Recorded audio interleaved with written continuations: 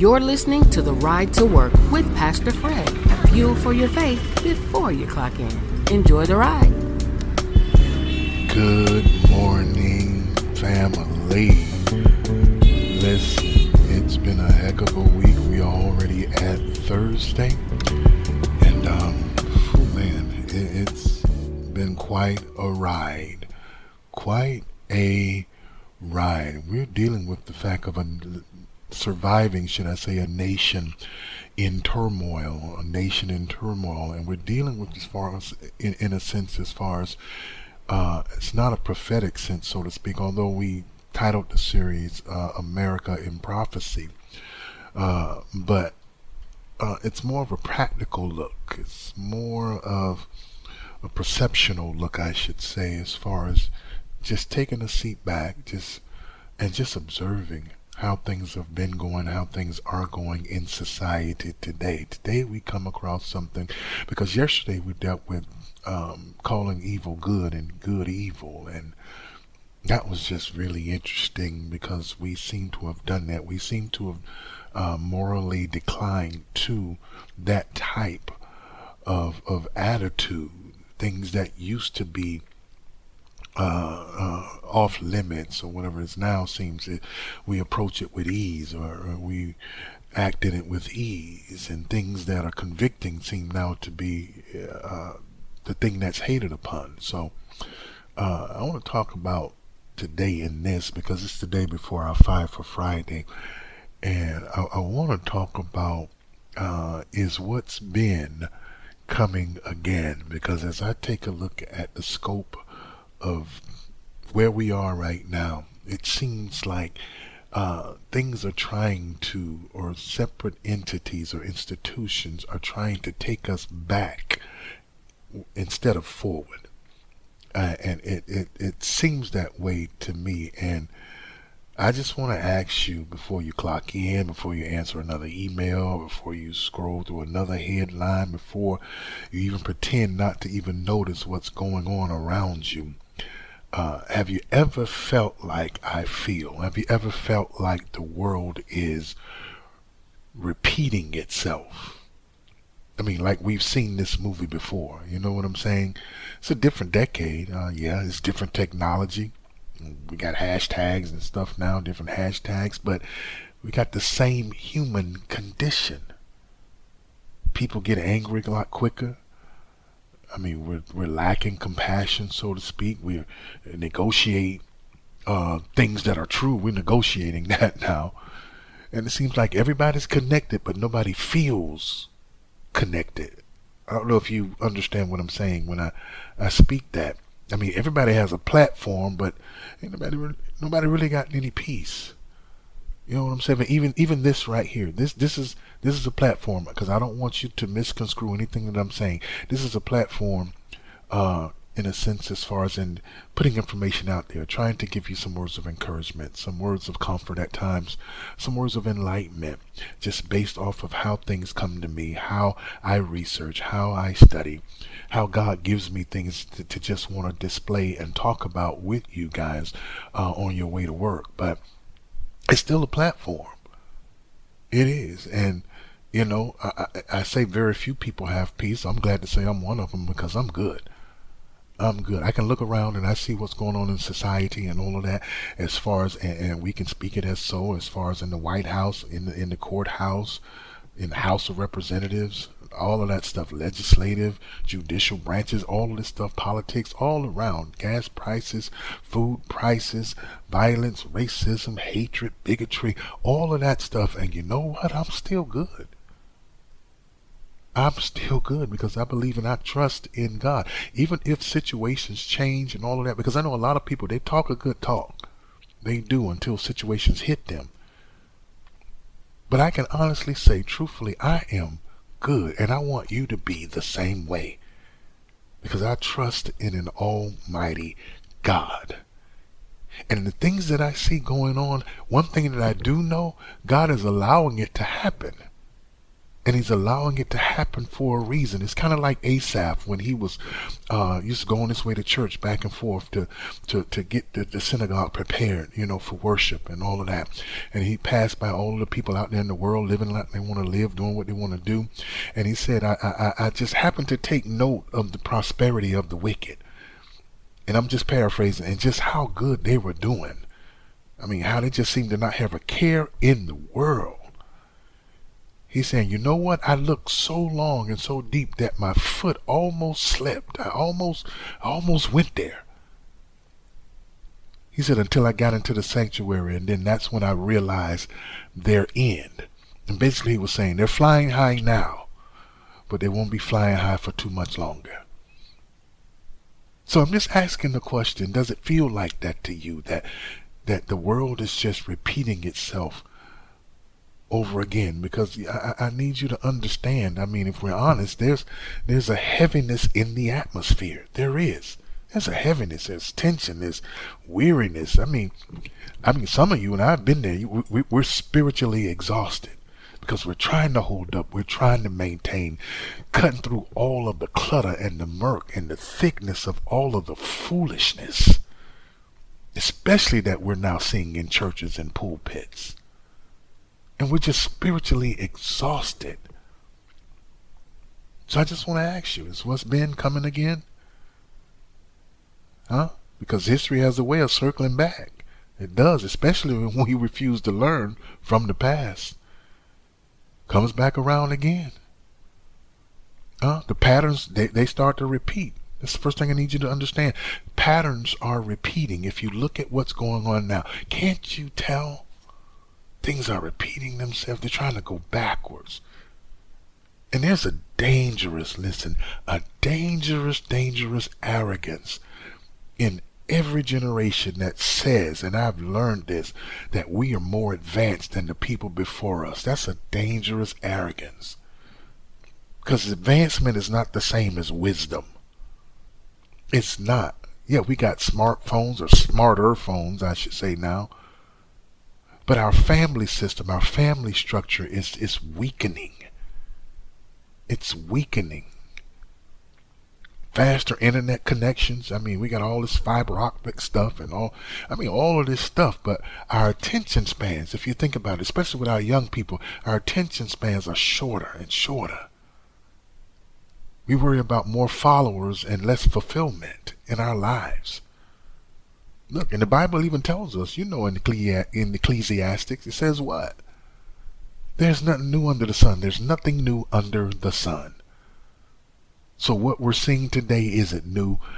In fact, it's just amplified. It's just magnified. It's just louder. The division, been here before. Corruption, been here before. People worshiping money, power, images, influence, been here before. Come on now. Think about it. When Noah was here, in the days of Noah, I should say, and people, they did what? They ignored righteousness until what? Judgment showed up at the door. They ignored it until judgment showed up. It was too late at that point. They're beating and bamming on the door of the ark and everything. No, it was too late at that point. You had time to turn it around. I mean, if you think about the fall of the Roman Empire, all of the attacks that they came from the outside, the society collapsed, but it didn't fall, should I say, just from the outside. It was an internal falling away, an internal decay. Think about it. I mean, before the children of Israel, come on, we know. Children of Israel, before they were in exile, God had already warned them repeatedly. But the people kept choosing comfort over conviction. And now if we look around today, it's just eerily similar. I mean, people celebrate stuff that once used to make folk blush. They celebrate that now. Truth is like an opinion. It's not factual anymore. It's like an opinion. People mistake kind for being weak. And if you stand on what you believe in and you stand in it wholeheartedly, your conviction, they call that hate. Because you don't believe in homosexuality. You don't believe in racism. You don't believe in just treating people any kind of way. You don't believe in all the corruption. But if you stand on that, now you're hating against a certain gender. You're hating against a certain race. You can't be convicted anymore. You can't stand for what you believe in anymore. If it's, offends somebody else. Nobody wants to be held accountable. Nobody. That's a repeating pattern. It is. And it's not because God failed. People just keep refusing to listen. That's what's happening. The one thing I need you to know, and I need you to understand, listen, spiritual decay always shows up before a public collapse. There's always a spiritual falling away before it's visible. A collapse is visible, and that's what scares me, because societies, they usually crumble spiritually before it crumbles visibly. Outside just falls apart. You know why? Because inside already did. Marriage is breaking. Come on, let's talk about it. Children emotionally abandoned. Preachers and pastors and leaders, they're addicted to power. Political people, churches, instead of healing folk, they're competing against other churches, trying to get numbers as far as for visibility's sake. People giving up their convictions just to find an identity in politics, in government, in trends, relationships. Some of them just want applause. It just underneath all of it is just spiritual starvation. People are starving for meaning while overdosing on what I call, and what we've talked about all week, overdosing on distractions, because that's what it is. It's distractions. Jeremiah warned us about it. He warned the people. He said, look, you're like broken cisterns that can't hold water. You can't hold any water. In other words, he's saying, look, we keep building things that can't sustain us. And that's society today. Think about it. That's society today. We've built systems.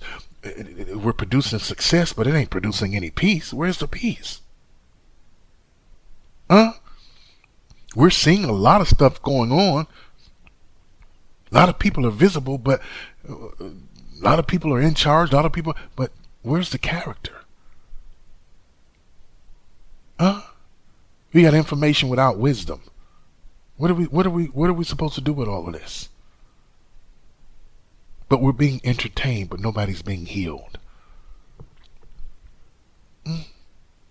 It's just overdosing on distraction. Now, if you think about it, think about our mental state now, because now it seems like anxiety is normal. That's a normal thing. Depression, all of that is common. But the one thing that's rare in all of this is truth. That's the one thing that's rare. And man, I can go on and on. Let me move on. I got a couple more minutes left. Let me move on. Because I get it. Because at some point in time, we got to talk about this thing in this manner. People become spiritually empty. It happens sometimes. It leaks into every area of your life at times, just being spiritually empty. And the one thing I need you to know, and if you don't remember anything else that I say in this today, just remember this. Look, you cannot, I repeat, you cannot keep removing God from the center and expect society not to just start spinning out of control. You keep taking God out of everything, and you cannot do it. And not expect society to not start just going haywire. God has to be the central focus. He has to be. Last thing I want to tell you, and we're out of here, and this is a good one. Write this down if you can. Look, God always warns before he allows collapse. Now, I want you to hear me real clear. I want you to hear me clear, because this episode isn't about doom and gloom and none of that stuff. It's not, but it is. It is an invitation. That's what it is, because every warning from God is really an invitation to start getting things right. Because think about it, before every collapse in Scripture, if you read it, if you know about it, or start learning about it. Before every collapse, there was always a call to return. Always. Think about it. I'll help you out. Before the flood, it was what? There was preaching. Before destruction, the prophets came and told the people. Before judgment, there was mercy. And I'm sorry, but I believe even now, and I say I'm sorry because we're at that point. I believe we're at that point. Even now, God is still calling people back to clarity and conviction. He's calling us back to community. He's calling us back to be compassionate again. But a lot of folk don't want transformation. They just want comfort. That's what they want. Comfort can't save your soul. Comfort can't save your soul when it's collapsing. It can't do it. We need people with spiritual roots dug way down deep. Way down deep. People need spiritual roots, and we need people that can give them that can offer that can nurture that. Don't just need no motivational quotes. I get it. Those things are cute in their time or whatever, and for whatever, purpose they're serving. But man, we at this point we need more than motivational quotes. You need something deeper than that. Deeper than politics. You need something deeper than trends. Matter of fact, you need something deeper than just temporary outrage. I remember the whole George Floyd thing, to where it was just total outrage, and people all over the country were forming protests and showing demonstrations, and all this thousands upon ten thousands of people. They're showing it all on the news. All these people are in the streets, just outraged at the injustice and just the violence and all of that. And where's all of that now? Now you got comedians doing jokes about George Floyd. You got comedians doing that now. And remember what I told you a couple days ago? Bread and circuses. Bread and circuses. It's just to distract you. But you need something deeper than just temporary outrage, because that's what it is, temporary. And nothing came of it. Nothing came of it. No laws changed, nothing came of it. You need God. That's what we need. Not religion. We don't need for no show, not church attendance for appearance sake. We need a real relationship with God. That kind of relationship that steadies you. Maybe what's coming again isn't really judgment. Maybe it's an opportunity. An opportunity to wake up, to reconnect with family, to rebuild integrity maybe. To unplug long enough to hear God clearly again. Because one thing I know, darkness has a way of revealing who's carrying real light. And maybe that's your assignment in this season. Not to panic, but to stand out. Be kind, be stable, be honest, be faithful. Listen, let me just say this and I'm done. The lighthouse doesn't stop storms. It doesn't calm the ocean. It doesn't remove rocks. It doesn't do none of that. The purpose of a lighthouse is just to stand firm and provide direction when everything else is just dangerous. And that's what folk need. Not for us to just be loud, not to be angry just to fit in, not to be compromising. Just be steady, be grounded, be visible. That's what a lot of people need. Because when the fog gets thick enough, listen to what I'm saying, people start searching for light again. They're going to need that light.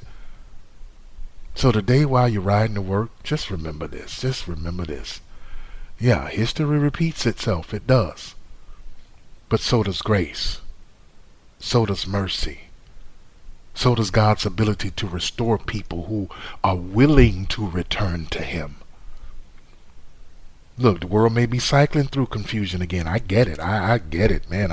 I'm watching it along with you. But God is still calling people to clarity. He is. So remember that. So we're done. This was the ride to work, and maybe I'll just say this. The real question is what's been coming again. Maybe the real question is, when it comes, who will you be when it gets here? Thank you so much. Don't forget tomorrow is 5 for Friday and we'll be writing again. Send your questions in. God bless.